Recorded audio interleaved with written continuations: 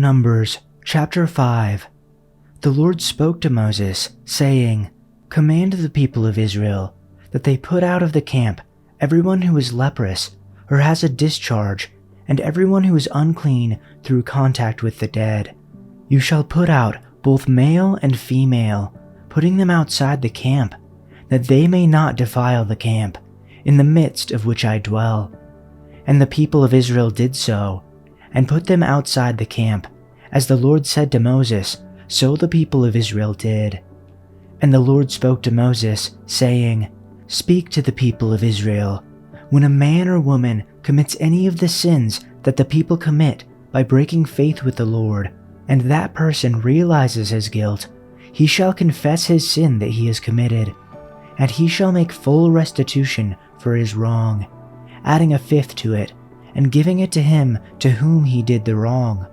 But if the man has no next of kin to whom restitution may be made for the wrong, the restitution for the wrong shall go to the Lord for the priest, in addition to the ram of atonement, with which atonement is made for him. And every contribution, all the holy donations of the people of Israel which they bring to the priest, shall be his. Each one shall keep his holy donations. Whatever anyone gives to the priest shall be his. And the Lord spoke to Moses, saying, Speak to the people of Israel. If any man's wife goes astray and breaks faith with him, if a man lies with her sexually, and it is hidden from the eyes of her husband, and she is undetected, though she has defiled herself, and there is no witness against her, since she was not taken in the act, and if the spirit of jealousy comes over him, and he is jealous of his wife who has defiled herself, or if the spirit of jealousy comes over him, and he is jealous of his wife, though she has not defiled herself, then the man shall bring his wife to the priest, and bring the offering required of her, 1/10 of an ephah of barley flour.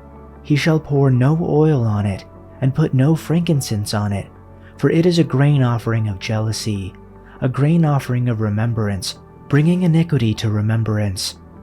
The priest shall bring her, and have her stand before the Lord. Then he shall take some of the holy water in a clay jar, and put some dust from the tabernacle floor into the water. After the priest has had the woman stand before the Lord, he shall loosen her hair, and place in her hand the reminder offering, the grain offering for jealousy, while he himself holds the bitter water that brings a curse. Then the priest shall put the woman under oath, and say to her, If no other man has had sexual relations with you, and you have not gone astray and become impure while married to your husband, may this bitter water that brings a curse not harm you. But if you have gone astray while married to your husband, and you have made yourself impure by having sexual relations with a man other than your husband, here the priest is to put the woman under this curse. May the Lord cause you to become a curse among your people, when he makes your womb miscarry and your abdomen swell. May this water that brings a curse enter your body, so that your abdomen swells or your womb miscarries. The woman is to say, Amen, so be it. The priest is to write these curses on a scroll, and then wash them off into the bitter water. He shall make the woman drink the water that brings the curse, and this water that brings a curse and causes bitter suffering will enter her. The priest is to take from her hands the grain offering for jealousy, wave it before the Lord, and bring it to the altar. The priest is then to take a handful of the grain offering as a memorial offering, and burn it on the altar. After that, he is to have the woman drink the water. If she has made herself impure and been unfaithful to her husband, this will be the result.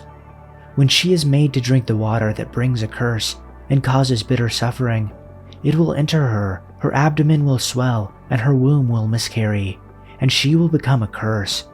If, however, the woman has not made herself impure, but is clean, she will be cleared of guilt and will be able to have children. This is the law of jealousy. When a wife, who is under the authority of her husband, goes astray and defiles herself, or when an attitude of jealousy comes over a man and he is jealous of his wife, He shall then have the woman stand before the Lord, and the priest shall apply all of this law to her. The man, moreover, will be free of guilt, but that woman shall bear the consequences of her guilt. Chapter 6.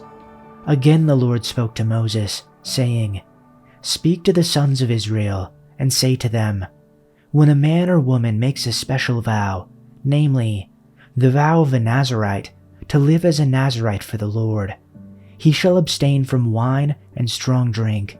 He shall consume no vinegar, whether made from wine or a strong drink, nor shall he drink any grape juice, nor eat fresh or dried grapes. All the days of his consecration he shall not eat anything that is produced from the grapevine, from the seeds even to the skin.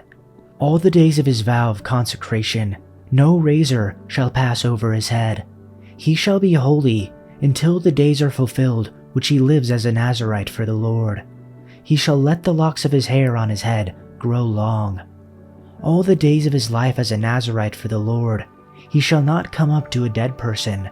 He shall not make himself unclean for his father or for his mother, for his brother or for his sister when they die, because his consecration to God is on his head.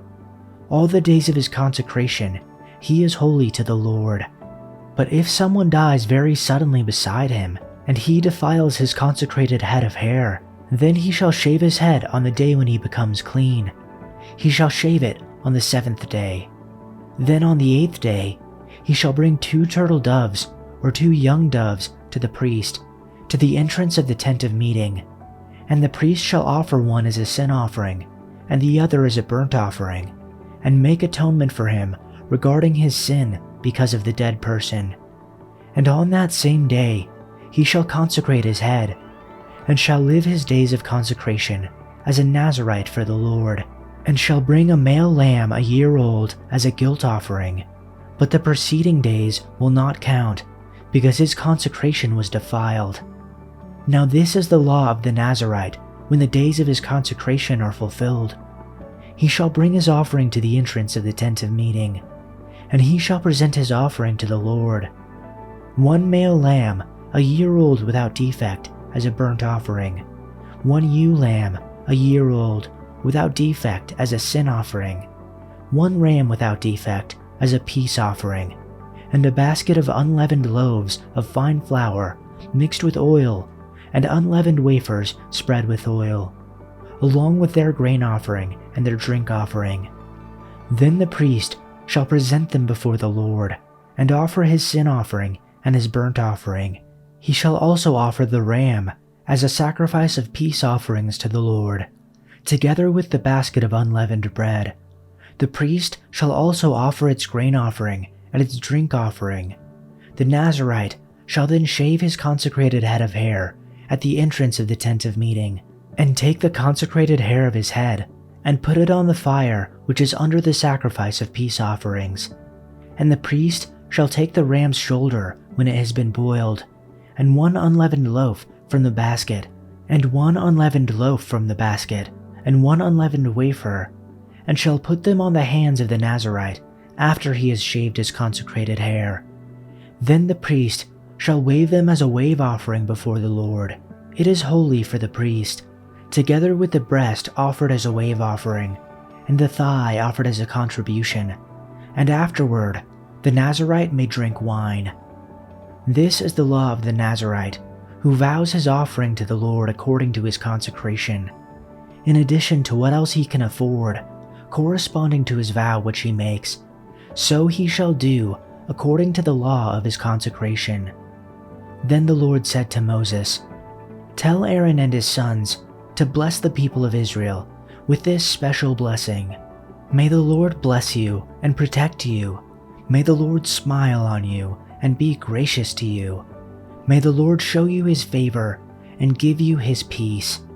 Whenever Aaron and his sons bless the people of Israel in my name, I myself will bless them.